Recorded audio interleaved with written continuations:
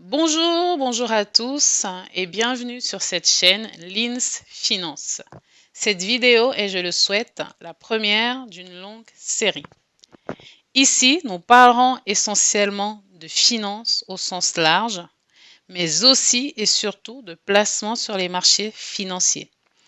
L'objectif est de proposer à tous ceux qui sont intéressés une alternative pour générer un complément de revenus à travers des placements financiers. Alors bien sûr, comme pour tout type d'investissement, celui-ci comporte également un risque. Mais ne dit-on pas que qui ne risque rien n'a rien? Je précise ici que tout ce que je dirais n'est pas du conseil financier. Pour ça, il y a des conseillers en gestion de patrimoine habilités dans les différents organismes bancaires et financiers. Je vais simplement partager ici avec toi qui me suivra des idées d'investissement que je fais personnellement. Tu seras ensuite libre de les suivre ou non. Avant de rentrer dans le vif du sujet dans les prochaines vidéos, je t'invite, si tu n'en as pas encore, de créer un compte chez un courtier. Un courtier, c'est l'intermédiaire qui te permettra de passer tes différents ordres sur les places financières. De mon point de vue, pour bien débuter, les plateformes les plus adaptées sont eToro et DeGiro. Pour ceux qui résident en France, vous ferez donc la création de ce qu'on appelle un CTO, compte titre ordinaire, qui vous permettra d'acheter des actions, des obligations, des ETF, tous ces concepts sur lesquels on reviendra lors des prochaines vidéos.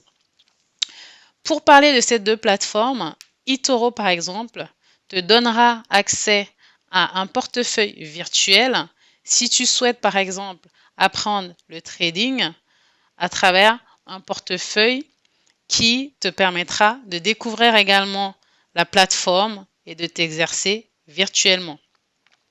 eToro te permettra également d'acheter des portions d'actions. Qu'est-ce que ça veut dire?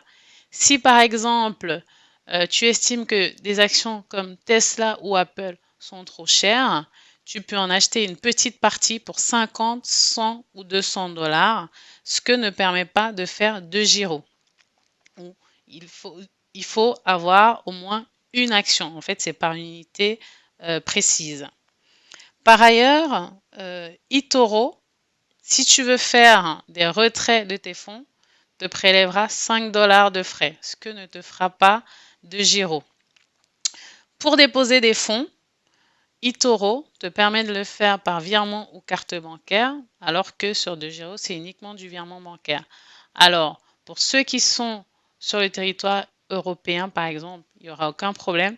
Mais pour toi qui es en Afrique, je t'invite à regarder, à voir si c'est possible d'ouvrir un compte, de déposer des fonds et de pouvoir faire des achats d'actions. À noter également qu'il y a un questionnaire à remplir et c'est vrai que celui-ci n'est pas très simple à faire sur DeGiro et pour quelqu'un qui a très peu de connaissances. Donc je me tiens à dispo via l'adresse mail que vous aurez sur la chaîne pour répondre à vos questions et pour éventuellement te guider si tu le souhaites. Ces plateformes, je trouve, sont les moins chères sur les actions US car effectivement, c'est le marché US qui sera essentiellement intéressé par notre démarche. Je t'expliquerai pourquoi lors des prochaines vidéos. En attendant, je te laisse faire la création de ces comptes-là. N'oublie pas, l'argent efficace ne dort jamais. Dors et laisse-le travailler pour toi. À très bientôt pour une prochaine vidéo.